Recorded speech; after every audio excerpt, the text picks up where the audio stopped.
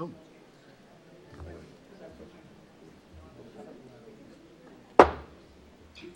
I'm calling the regular meeting of council for May 28th, 2026 to order at 7:05 p.m. If you have any electronic devices, please turn them off or put them on silent mode.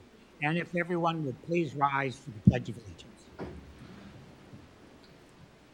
Pledge allegiance to the flag of the United States of America and to the republic for which it stands, one nation, under God, indivisible, with liberty and justice for all.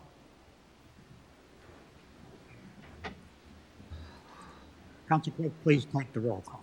Council President Klein. Present. Councilman Connect. Present. Councilwoman Miller. Present. Councilwoman Sebo. Present. Council Vice President Taylor Draper. Present. Councilwoman Belich. Present. Councilman Jarmus Gabbage gave his regrets. Council President. Councilwoman Miller. Motion to excuse Councilman Jarmus Gabbage from tonight's meeting. Second.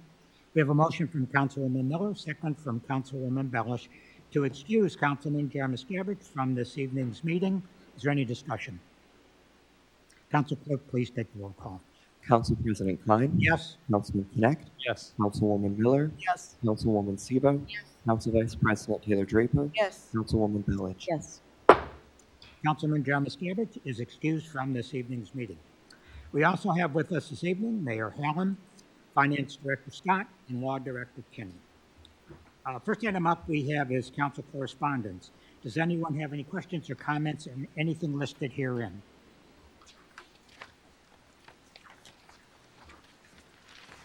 All right.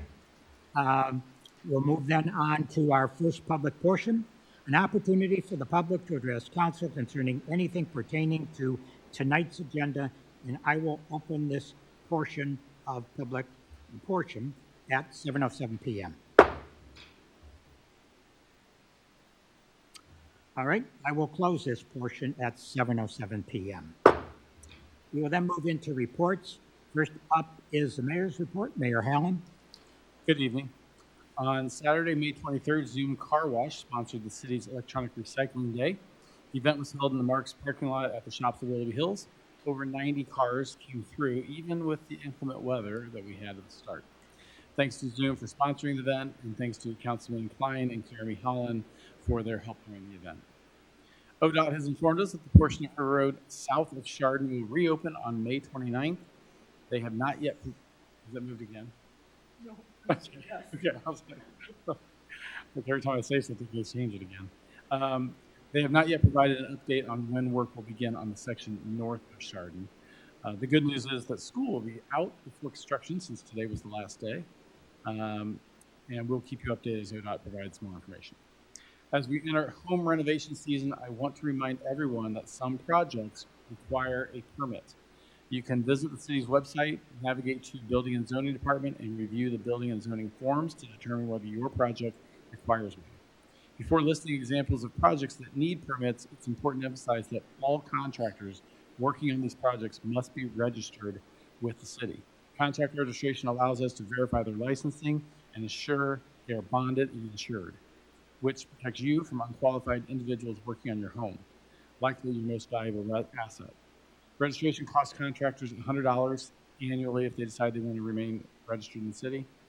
Permits are required for projects such as new roofs, siding, sheds, driveways, and pools, and typically cost between $50 and $75. The main benefits of obtaining a permit include third-party oversight through city inspections and recourse if a contractor fails to complete work properly. Each contractor is required to provide a performance bond to the city. If issues arise, the city can intervene on your behalf if the contractor does not resolve the issue satisfactorily. We may pull their bond, allowing the surety company to pay the claim and then pursue the contractor for reimbursement. Most reputable contractors prefer to resolve issues directly rather than risk action against their bond. I hope this provides clarity on the value of following city code and completing home projects.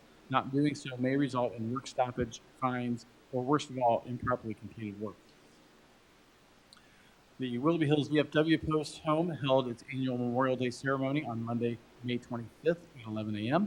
Thanks to former Council President Ray Somich for emceeing the event, former Councilman Kevin Malchek for his address, Dave Broadwater and the VFW Post 4358 and the Auxiliary for their work on planning the event, vocalist Dante Citraro for sharing his musical talent. Thanks also to Jeremy Holland and Celia Narda for their work in planning and preparing for the event. And special thanks to Laura O'Donnell for the beautiful wreath that was placed in the War Memorial. This week, we also took delivery of the new mural wall for the Campbell Park Pavilion, designed and painted by the students at the School of Innovation. Check out the pictures on Facebook, the newsletter, and visit Campbell Park to view their artistic design talents. That ends my report, and I stand open for questions. All right, we'll move on then to the Law Director's report. Mr. Kenny? Thank you, Council President. There is no report, but I do stand open for questions. All right, moving on, Finance Director's report. Mr. Scott? Thank you, Council President. As Council probably remembers, we hired a new company to do our GAAP conversion, our financial statements that need to be filed with the state by the 31st. I'm happy to report that they've gotten the information to me in plenty of time, and I've been going through the 83-page report with due diligence as much as possible, and that will all be filed on time. It was a huge upgrade over prior years, and will save hours and hours of time pulling documents that the auditors will be able to obtain from the same service. So thank you for that. Otherwise, I'm open for questions. All right, moving on. That concludes the reports. We'll move on then to boards, commissions, and committee reports. Do we have any this evening? Council President, Council Vice President. I'd like to report on Planning and Zoning Commission, Architectural Board of Review. The group met last Thursday, May 21st, and during the Architectural Board of Review portion of the meeting, we approved a new building sign. Papillon Enrichment Center. It's the child daycare on 91. We had previously approved the sign before, but they slightly moved the sign, so that had to come before the board, and the new location was approved. Second, we approved a rear covered patio at 2821 Forest Lane. There was no business for the planning portion of the meeting, and there were two discussions held about small box discount stores. A little bit was discussed on that. We will be hopefully having a meeting next Thursday. I don't know if that's June 4th or June 4th. About the small box discount stores. Further discussion will be held then.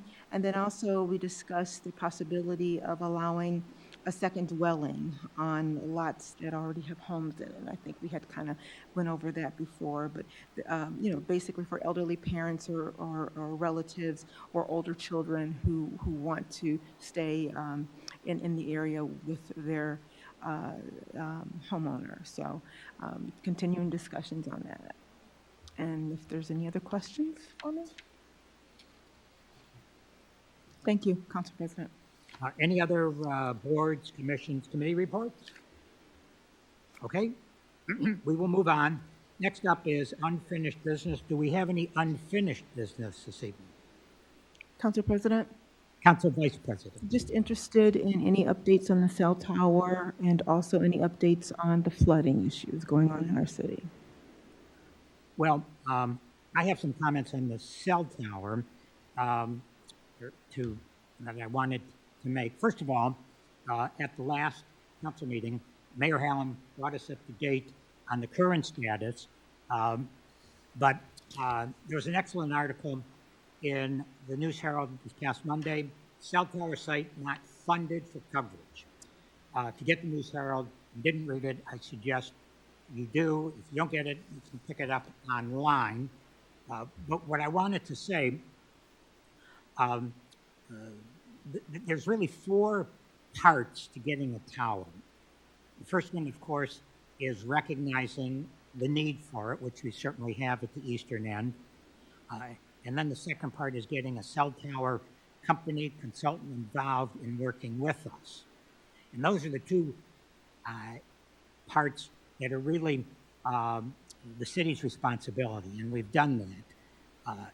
Now, going forward from that, The next step is the cell service providers have to come forward and agree to put their equipment on the towers.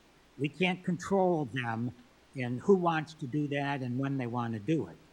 So at that point, it's maybe some more selling we might be able to do, but it's out of our hands when they come forward. I've heard some people suggest, well, you know, the city should put the tower up.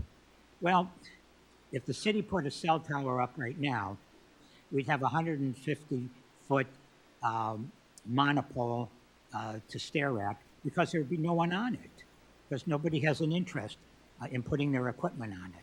So until that happens, there's really nothing more that the city can do. And with that, if the mayor has anything on the flooding, I'll turn that over to him. Yeah, the update I gave you for the planning and zoning maybe is that we did meet with Mayor Bodnar at Mayfield Village. It was a really good conversation. We agreed basically after that meeting that Mayfield Village, Willoughby Hills, we're going to contact, actually Mayor Bodnar is going to reach out to Mayor Brunello from Highland Heights, and then we're also going to reach out to the mayor of Richmond Heights because what we've identified, we believe to be potentially a major part of the issue is that the section of the drainage ditches that are ODOT responsibility for ODOT are way overgrown. There's trees growing in them. They need to be, so basically instead of retaining water and slowing the water's just rushing right across it because there's no ditching has not been maintained by ODOT. So we feel like maybe the best course of action is for the 4 cities to get together and basically send something to Senator Serino and State Rep Troy, basically saying, here's the situation as we see the issues, here's the areas that we're talking about. Can you, what can you do to help us to get ODOT funding or whatever needs to happen there to do the investigation, to do the survey or whatever you have to do to identify whether those issues are causing problems, and then funding to actually, assuming that they do agree that those are issues, the funding to actually clear out those areas to make them act as they should, right? To do the job that they're intended. So we're working through that right now, and I hope to have more information for you next month. We'll be able to move this along further and hopefully have created some kind of a coalition letter that we can submit to both the state rep and the senator. Thank you. Anything else for unfinished business this evening? All right. We will then move on to legislation. First up is a consent agenda on which we have the disposition of the journals for the May 14th, 2026 regular council meeting minutes and the May 14th, 2026 Working Committee of Council on Rules and Legislation minutes. And the chair will accept the motion to pass the consent agenda. Council President, Councilwoman Miller. motion to approve the consent agenda. Second. We have a motion from Councilwoman Miller, a second from Councilman Connect to approve the consent agenda. Council Clerk, please take the roll call. Council President Klein. Yes. Councilman Connect. Yes. Councilwoman Miller. Yes. Councilwoman Sivo. Council Vice President Taylor Draper. Yes. Councilwoman Pellich. Consent agenda has been approved. Next up, we have legislation. First up, ordinance 2026-036 on second reading. Council Clerk, please read the caption. An ordinance authorizing the mayor to sign any and all necessary documents to secure the purchase of a ballistic armored tactical transport armored rescue vehicle for the City Police Department from the Armored Group 5221 North Saddle Rock Drive, Phoenix, Arizona 85018 for the estimated purchase price of $381,140 and declaring an emergency. And this ordinance will remain on second reading. Next is Resolution 2026-010 on first reading. Council Clerk, please read the caption. A resolution adopting a tax budget for the fiscal year 2027 for the city of Willoughby Hills. And this resolution will remain on first reading. Next up is new business. Do we have any new business this evening? All right, hearing none, we'll move then into our second public portion, an opportunity for the public to address council with any comments, issues, or concerns, and I will open this second portion at 7:20 p.m.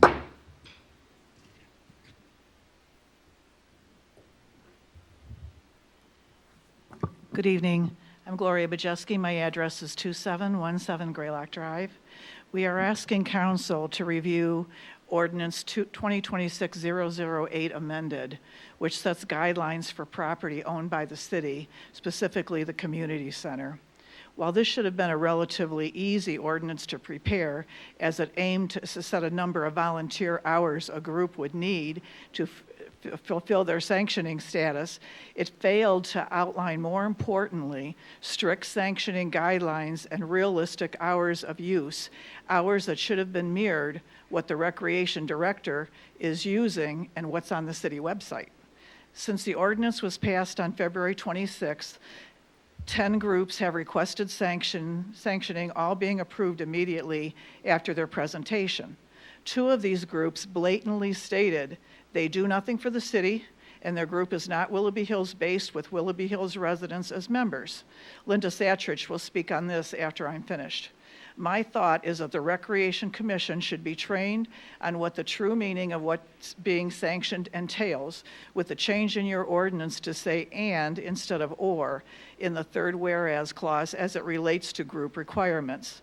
I believe that training is an integral part of doing a good job, and even suggest that all commission members be expected to take the Ohio Secretary of State Sunshine Law class, a 4-hour class available online that will save us the embarrassment when they try to conduct a meeting without a quorum or say things like, "We can discuss that after the meeting." These are things that are going on that need to be fixed, and administration and legal counsel should follow through. Ordinance 2026-008 amended also specifically lists the dates available for sanctioned groups as Monday through Friday, assuming during hours when the community center is open.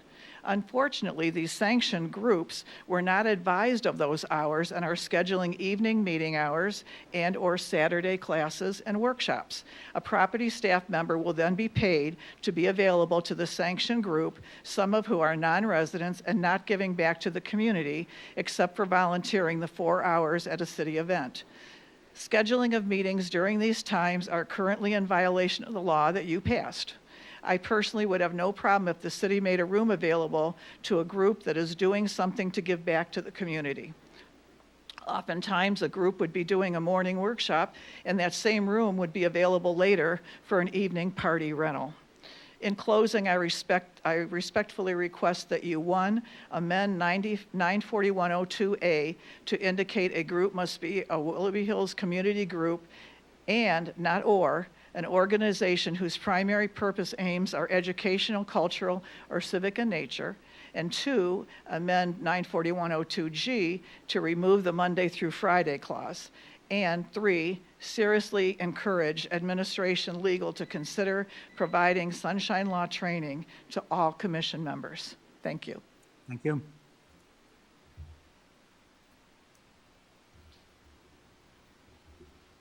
My name is Linda Sasrich, 2947 Rockefeller Road, and I have been in this community for 52 years, and as a taxpayer also.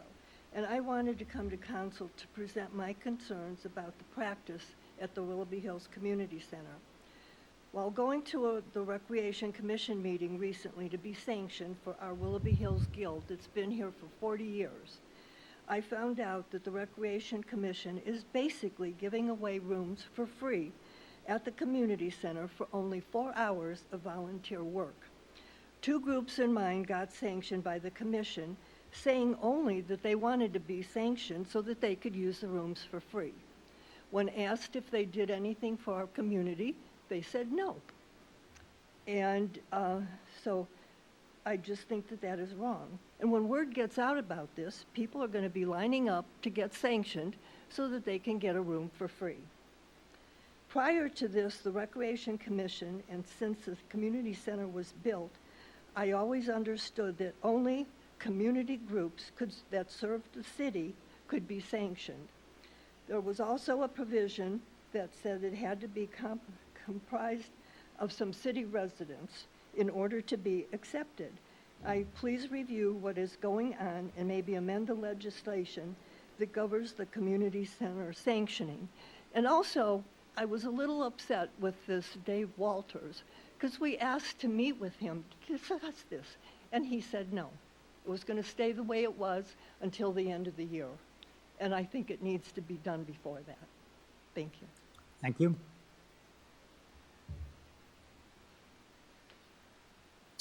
Anyone else for public portion? All right, I will close public portion at 7:26 p.m. And I will ask if anyone on the dais would like to respond to anything said during public portion. All right, I would like to ask if the two people that spoke, if you read from a statement, if you could supply a copy of that to Council Clerk so he could get your exact statements in the minutes. Council President, the only thing I would say, I'm sorry, is it okay if I speak? Yes, Mr. Mayor. The only thing I would say, unfortunate that Councilman Jaroscavich, who sits on the Recreation Commission, isn't here tonight to speak to what the thought process was. Because many of the things that these ladies said, I kind of remember that too. So I'd be interested to know why they would. Maybe the ordinance isn't as clear as it used to be. I don't really know. I don't have it before me at this moment, but yeah, I feel like I remember that, there were some things that you had to at least be benefiting the residents of Willoughby Hills to be sanctioned. That piece seems to be really mindful to me that was the case. So maybe there's some clarity issues with the commission, but I would love to hear from Councilman Jaroscavich to hear what he has to say, whether he wasn't able to be at that meeting or to provide some guidance. I'm not sure. So it'd be interesting to hear what he has to say. Thank you. Any other comments? All right, moving on. Next is for the good of the order, for the good of the community. Does anybody have anything this evening? Council President? Council Vice President. Burlington Coat Factory is opening at the shops. They're having a grand opening tomorrow morning at 8:30, and we welcome all the residents there. Thank you. Well, if nobody has anything else, I have a couple of things. Mr. Mayor. I'd just like to add on to that. If any of the council is available for that to be there, the more that we can, show our support, it would be great to have as many people there as possible. Thank you. Bit of an early opening. All right, I have a couple of things for good of the order. Today is National Hamburger Day. It's also National Brisket Day. And it's also National Beef Burger Day. Sorry, vegans, this simply is not your day. Now, Sunday is National Smile Day, so remember to do that. And Sunday is also National Speak in Complete Sentences Day. I know some people are going to be challenged by that. So, with that, the chair will accept the motion to adjourn. So moved. Second. We have a motion from Councilwoman Bello, second from Councilwoman Miller to adjourn this evening's meeting. Council Clerk, please take the roll call. Council President Klein? Yes. Councilman Connect? Yes. Councilwoman Miller? Yes. Councilwoman Sebo? Yes. Council Vice President Taylor Draper? Yes. Councilwoman Bellich? Yes. The regular meeting of council for May 28th, 2026 is adjourned at 7:29 p.m. Thank you for coming.